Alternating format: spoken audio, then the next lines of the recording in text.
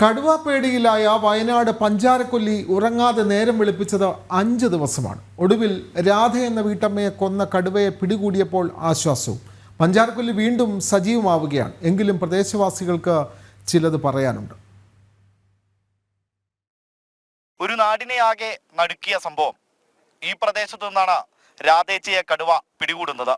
അതിനുശേഷം ഈ പ്രദേശത്തു നിന്നും വലിച്ചുകൊണ്ട് തൊട്ടപ്പുറത്ത് നിൽക്കുകയും അതിനുശേഷം അവിടെ നിന്നും വലിച്ച് ഫോറസ്റ്റിലേക്ക് കൊണ്ടുപോവുകയുമായിരുന്നു. ഇക്കഴിഞ്ഞ 24-ാം തീയതിയാണ് നാടിനെ നടുക്കിക്കൊണ്ട് രാധയെ കടുവ പിടിച്ച വിവരം പ്രദേശവാസികൾ അറിയുന്നത്. തോട്ടത്തിൽ കാപ്പി പറിക്കാൻ പോയതായിരുന്നു രാധ. തണ്ടർബോൾട്ട് സംഘത്തിന്റെ പതിവ് തെരച്ചിലിൽ പകുതി തിന്ന നിലയിൽ മൃതദേഹം കണ്ടെത്തുകയായിരുന്നു. എൻ്റെ വീടിൻ്റെ ഒരു 100 മീറ്റർ അപ്പുറത്താണ് ഈ സംഭവം നടക്കുന്നത്. എൻ്റെ വീട് കുറച്ച് അപ്പുറത്താണ്. അതിന് തൊട്ട് ഒരു 100 മീറ്റർ അപ്പുറത്താണ് ഈ സംഗതി നടക്കുന്നത്. അപ്പോൾ ഇതുവരെ ഇങ്ങനെയുള്ളൊരു കാര്യങ്ങളൊന്നും നമ്മൾ ഈ എസ്റ്റേറ്റ് ഭാഗത്തേക്ക് ഉണ്ടായിരുന്നില്ല. ഈ ആനയും പിന്നെ പന്നികളൊക്കെ മാത്രമേ ഇവിടെ ഉണ്ടായിരുന്നുള്ളൂ. അപ്പോൾ അത് രാത്രി വലിയ വിഷയമൊന്നുമില്ല.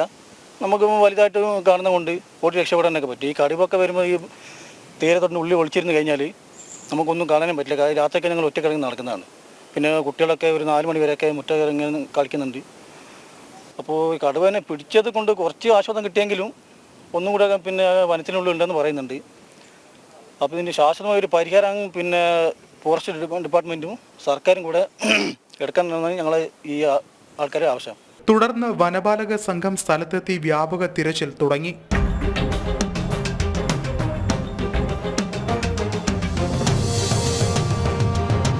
ഒടുവിൽ രാധയുടെ മൃതദേഹം വീട്ടുവളപ്പിൽ സംസ്കരിച്ചു. കടുവയെ പിടികൂടാനായി സ്ഥലത്ത് കൂടുകളെത്തിച്ചു, ക്യാമറകളെത്തിച്ചു. ഉന്നത ഉദ്യോഗസ്ഥരും സ്ഥലത്തെത്തി. എന്നാൽ കടുവയെ വെടിവെച്ച് കൊല്ലണമെന്നായിരുന്നു നാട്ടുകാരുടെ ആവശ്യം. ആവശ്യമുന്നയിച്ച നാട്ടുകാർ വനംവകുപ്പിന്റെ താൽക്കാലിക ബേസ് ക്യാമ്പിലേക്ക് തള്ളിക്കയറി. രാധയുടെ വീട്ടിലെത്തിയ വനം മന്ത്രിക്ക് നേരെയും പ്രതിഷേധം ഇരമ്പി.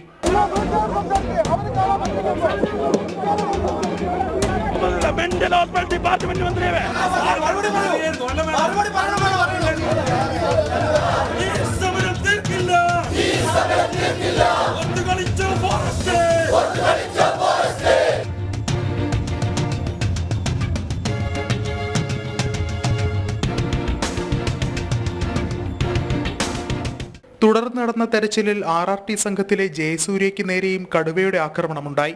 ഒടുവിൽ കടുവയെ നരഭോജിയായി പ്രഖ്യാപിച്ചു. പിറ്റേ ദിവസമാണ് കടുവയെ ചത്ത നിലയിൽ കണ്ടെത്തുന്നത്.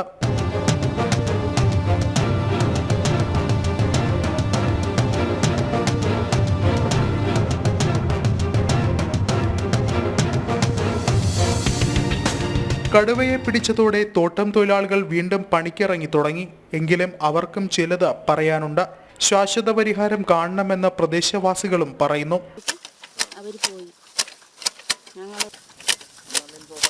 ഇങ്ങനെ തൈലത്തിന്റെ ഉള്ളിലൊക്കെ ഞങ്ങൾക്ക് പേടിയാ. ഇങ്ങനെയല്ലേ ഞങ്ങൾ എടുത്ത് ഞങ്ങൾ എന്താ അറിയാനാ? ഞങ്ങളൊന്നും അറിയില്ല. ഞങ്ങൾ വെട്ടിട്ട് അങ്ങ് പോകും. ഇങ്ങനെ എടുത്ത് പോകുമ്പോൾ ഞങ്ങൾക്ക് ഭയങ്കര ഭയം. ഞങ്ങൾ ഇങ്ങനെ വന്ന് പണിക്ക് പോയാലേ ഞങ്ങൾക്ക് എന്തെങ്കിലും കിട്ടുള്ളൂ, അല്ലെങ്കിൽ ഒന്നുമില്ല. പഞ്ചാരക്കൊല്ലി ഒരു പഴയ രീതിയിലേക്ക് തിരിച്ചു വരികയാണ്. എങ്കിൽ പോലും അതിനെ ബേസ് ചെയ്തുകൊണ്ടുള്ള പ്രശ്നങ്ങൾക്കൊന്നും ശാശ്വത പരിഹാരം ഇതുവരെ ഉണ്ടായിട്ടില്ല. ഇപ്പോൾ ഫെൻസിങ് തുടങ്ങിയ ആവശ്യങ്ങളൊക്കെ നമ്മൾ ഉന്നയിച്ചിട്ടുണ്ടെങ്കിലും അതൊക്കെ എത്രത്തോളം ഫലപ്രദമായ രീതിയിൽ നടപ്പിലാവും എന്നുള്ളതിനെക്കുറിച്ച് ഞങ്ങൾക്ക് ആശങ്കയുണ്ട്.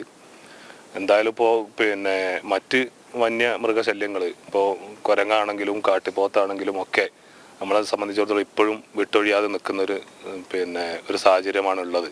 10 വർഷത്തിനിടെ 8 പേരെയാണ് വയനാട്ടിൽ മാത്രം കടുവ കൊന്നത്. 1 വർഷത്തിനിടെ കാട്ടാനാക്രമണത്തിൽ മരിച്ചവരാകട്ടെ 5 പേരും. വന്യമൃഗശല്യം തടയാൻ പ്രത്യേക പാക്കേജ് അനുവദിക്കണമെന്നും കാടും നാടും വേർതിരിക്കുന്ന ശാസ്ത്രീയ സംവിധാനം വേണമെന്നുമാണ് നാട്ടുകാരുടെ ആവശ്യം. വർഷങ്ങളായി വയനാടൻ ജനത അഭിമുഖീകരിക്കുന്ന പ്രധാന പ്രശ്നമാണ് വന്യജീവി ശല്യം എന്നത്. താത്കാലിക പരിഹാരമല്ല വയനാടൻ ജനതയ്ക്ക് ആവശ്യം, ശാശ്വതമായ പരിഹാരമാണ്. അതിനായി അധികാരികൾ കണ്ണു തുറക്കേണ്ടതുണ്ട്.